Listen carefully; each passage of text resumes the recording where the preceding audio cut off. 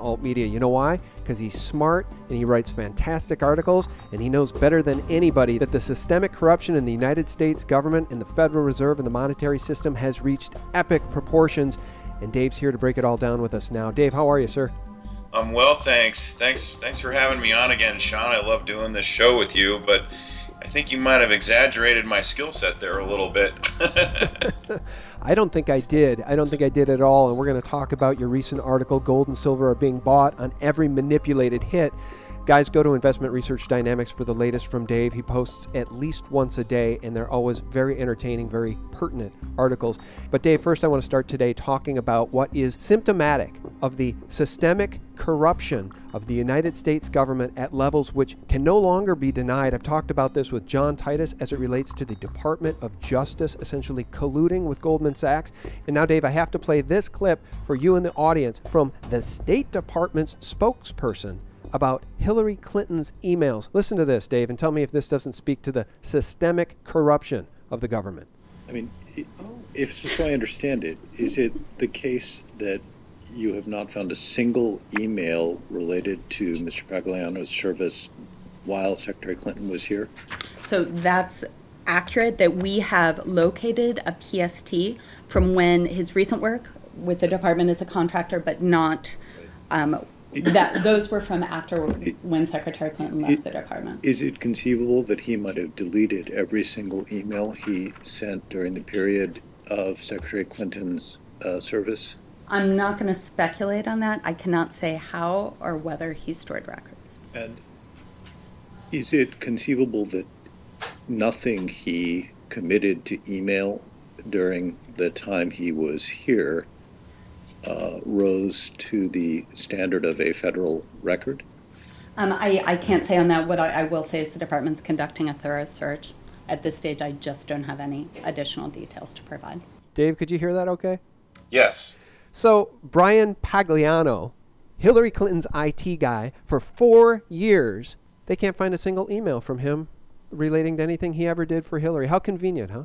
What's incredible about this is no one's brought up the same thing happened with Lois Lerner. Remember her? I do. The IRS's Lois Lerner, again, convenient. So many of the emails just vanished into the ether. The emails just vanish. Yeah, they just impossible. Vanish. They vanish when you work for the government, but if you worked for a Fortune 100 corporation, I guarantee your emails would never vanish. If you did something bad or nefarious at a Fortune 100 company, they'll have the goods on you, and they won't lose them. At the very worst case, the NSA has every email. So the emails are they are gettable. They're retrievable, and I don't even think you need to go to the NSA. This is just another in a long line of cover-ups, and the reason why it happens is because the populace lets them get away with it. I mean, when you think about it, to me, every day I wake up and it blows my mind that Hillary Clinton is running for president. We know she's a criminal. That's right. I think she may be, insanely criminalistic. And it's almost like she flaunts it in front of us now. Yeah, that's exactly why I wanted to play that clip, is because these people, Hillary Clinton, George Bush, Jeb Bush, Ted Cruz, these people are part of the cabal. They're on the inside, which means they have cover for their crimes. And as it pertains to Hillary specifically, she is an uber criminal. And we don't need to go over the litany of her crimes. Everybody listening knows about Benghazi, knows about the secret email, knows about the private server set up at Chappaqua, knows about Vince Foster, knows about the Rose Law Firm, knows about the crimes going back to Mena, Arkansas drug running under Bill Clinton with the CIA drug running. But she is an uber criminal in the same vein that George Soros and Henry Kissinger and George Bush Sr. are. An uber insider criminal, part of the pyramidal structure of power that comprises the deep state or the secret government. Honestly, I think she may be the most ruthless human being I've ever come across or read about. I mean, we're talking about on the scale of Idi Amin, Mussolini, Genghis Khan. Seriously. I agree. I honestly, I don't even know if you could call her a human being. No, and I agree. And the reason I agree is because she never shows any remorse or any sincerity. There's absolutely no genuineness in the woman, which I think is why so many people that would otherwise label themselves Democrats have sworn to vote against her because she is so obviously an insider. What, $675,000 for 3 Goldman Sachs speeches, and she pretends to be against the banks? It's systemic corruption. It's one of these things where you look at it and you say, so it's come to this, huh? And at the end of the day, though, it's the population that lets them get away with it. I think at some point you're going to get a boil over in the population, and that's when it's going to get really interesting out there. I know some people who are very efficient observers of what's going on, and some people think we may start seeing a lot of that civil unrest by the end of the summer. You know what? I think that you're right, but I also think that regardless of what the population of the United States does or doesn't do, the rest of the world is waking up and not letting this power structure get away with all measure of crime. And one of the examples of that that's quantifiable is France now speaking out against the TTP and the TTIP, the trade agreements. France saying these are just structured agreements and treaties that benefit U.S. corporations and a whole nother secret government. You've got France and I believe Germany now speaking out against the sanctions against Russia. You know, you've got other nation states, partners and allies of the United States now openly moving against the State Department's wishes in so many ways, and I think it's a beacon of hope. When I saw that thing about France, my first instinct was hope. Like, hey, maybe this is going to stop the TTIP. But then I was thinking to myself, well, if I'm in France's position, I'm going to use it as a bargaining chip. So I guess we'll find out. You know, either the French have finally decided to stand on principles on this and not support it, or they're using it to hold up the U.S. to get some benefit out of it before they capitulate and give in and support it. You know what I mean? Yeah. I think. And I'm hoping it's not the latter. I really am. Well, irregardless, again, the men behind the curtain have been revealed, and the Emperor, Obama, Hillary Clinton, the State Department, the DOJ, the Emperor has no clothes. I mean, it's clear. Believe me, there are people smarter than you and I running in nation states on this planet that can see what's going on. Our listeners and our readers, your readers know what's going on. The average American sheeple maybe doesn't, but I do think people are getting fed up, which is why you see this rise of support for Bernie Sanders, who at least represents the antithesis of Clinton to some degree. Same with the rise of Trump. I think people are fed up. But the other thing that people are fed up about is this evil monetary system that is literally enslaving people. In my latest interview with David Morgan, I made the point that money creation, Fed money creation, equals slavery. As you know, Fed money creation is slavery. And in that video, I showed a $10 silver certificate from the late 1800s, which in today's value of silver is worth $175. Forget the value of the certificate, which is probably worth far more as a collector's item, but a $10 silver certificate in the late 1800s represents $175 in silver today, Dave. But today, a $10 Federal Reserve note equals $10, which means the purchasing power of the dollar has fallen 95%, while the mechanism for earning that dollar has stayed the same, and that mechanism is our labor. We trade our labor for their BS paper, their fiat criminal paper, and people are fed up, which is why you wrote this latest article. Gold and silver are being bought on every manipulated hit. Yes, that's correct. And I think what is going on there is that for gold and silver to offset the paper manipulation, it's not going to take a very large percent. It's going to take just a small sliver of the population over and above that's buying gold and silver now to come in and buy gold and silver. And I think we're starting to see that.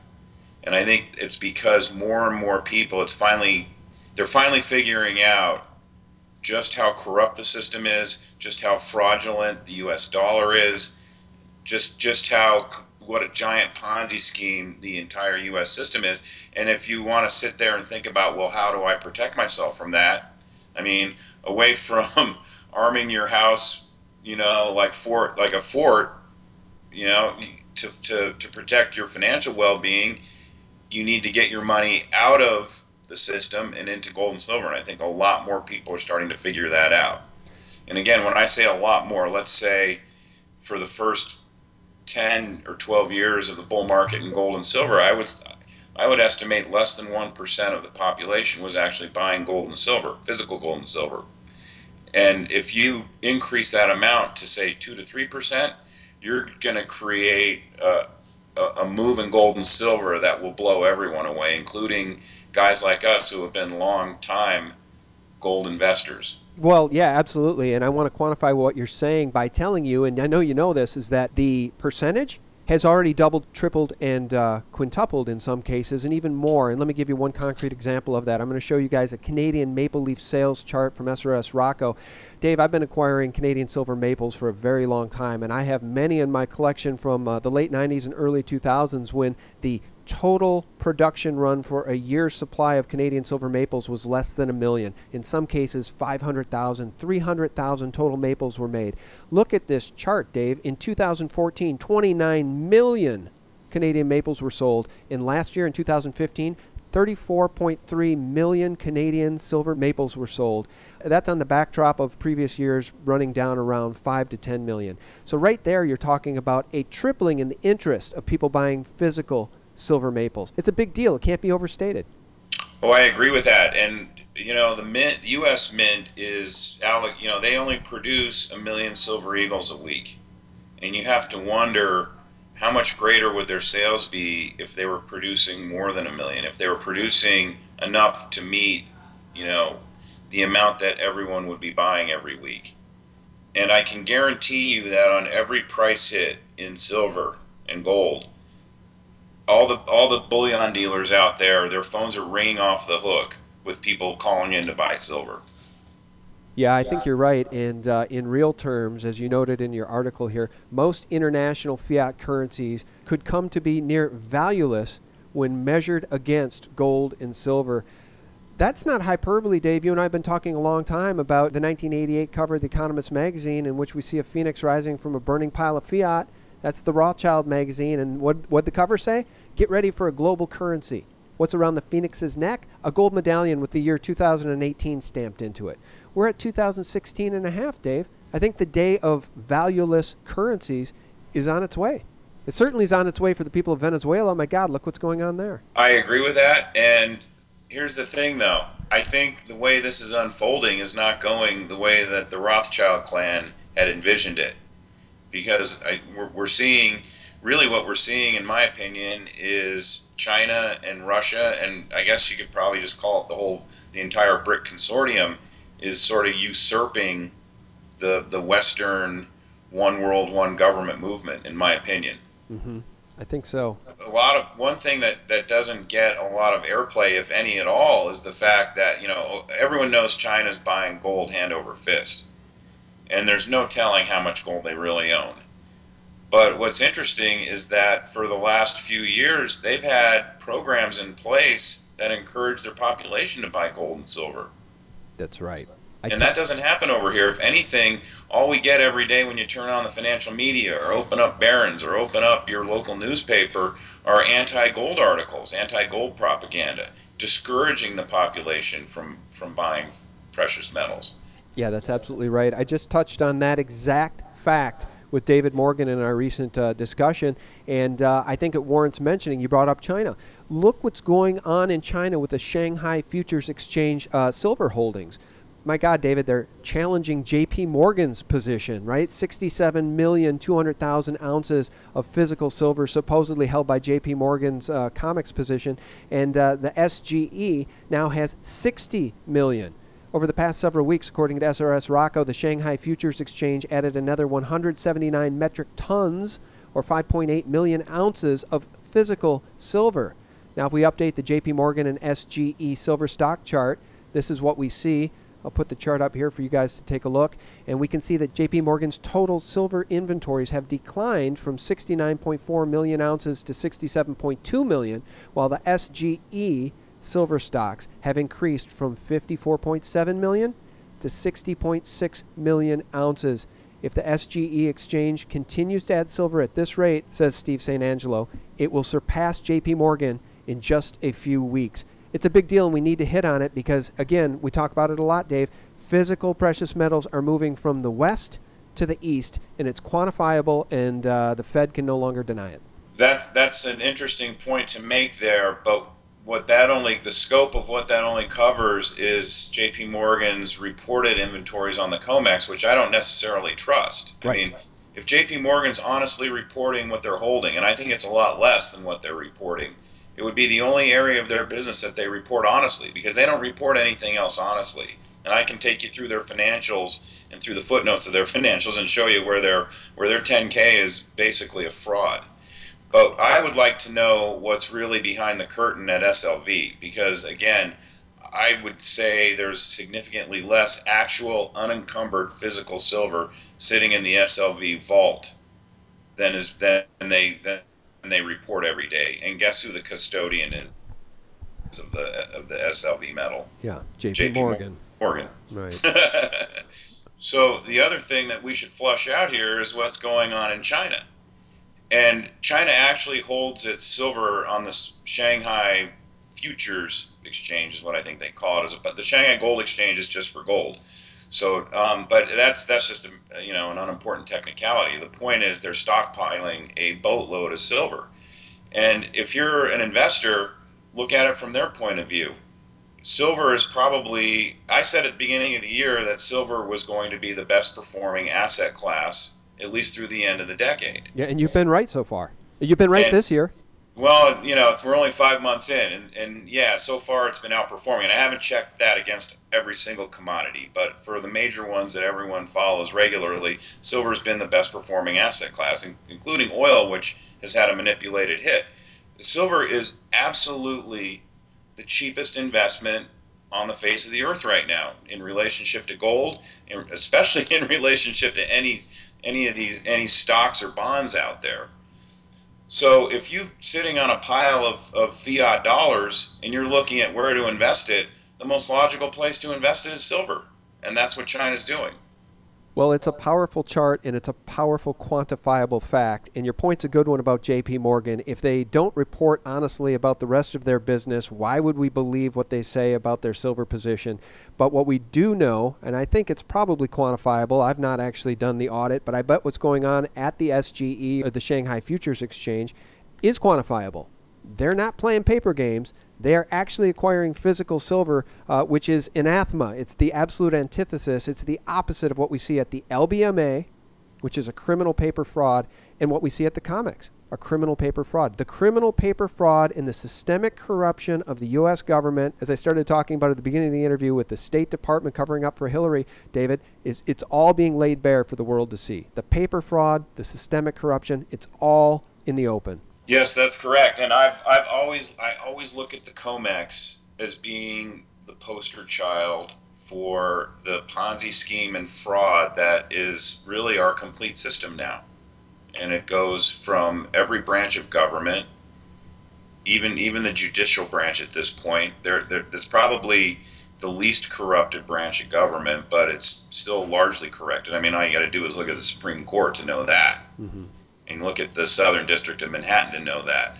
And look at the CFTC. I mean, they've looked supposedly 4 times now, and everyone else can see the manipulation on the COMEX, but for some reason they can't. So you got the COMEX on one hand, and then Hillary Clinton's presidency on the other. And if that doesn't describe just how corrupt our entire system has become, I don't know what else does. Yeah. I've described it as a banana republic, and some people have corrected me in saying it's not that bad yet. But I think if you look at the definition of a banana republic, which I'll put up on the screen right now, we're darn close. And I just want to end with this, Dave. Again, in that David Morgan interview, I put up in that interview as part of the title a beautiful $10 U.S. Treasury silver certificate, and on it says 10 silver dollars. I want you to just take a look at that photograph, Dave, and imagine currency as beautiful as that, and juxtapose that against a $10 Federal Reserve note today, and tell us what comes to mind. NOTE is all you need to know. Federal Reserve note. It means it's a counterparty obligation of the Federal Reserve and ultimately of the U.S. government, as opposed to the silver certificate, which lets you, what you were able to do back then was take it to your local bank and exchange it for $10 worth of silver and real money. And when you hold that silver in your hand, you know there's no counterparty obligation that is responsible for proving out the value of that silver in your hand. And what really drives that point home. I love it when I put a roll of silver eagles in someone's hand for the first time, and you can just see the look on their face. It's like all of a sudden they realize what real money is. 100% agree. They literally do. People innately recognize it as wealth. And I've often said, when you put your silver stack in a little box or a little treasure chest, it literally is pirate's booty, because, it literally is found treasure, especially to the sheeple people who have never seen that type of thing. When they hold a silver coin or a gold coin in their hand, they innately, immediately recognize it as actual real wealth. And it's shocking that so many people in this country, 98, 99% of them, don't own a single silver or gold coin, Dave, and they're not prepared for what's coming.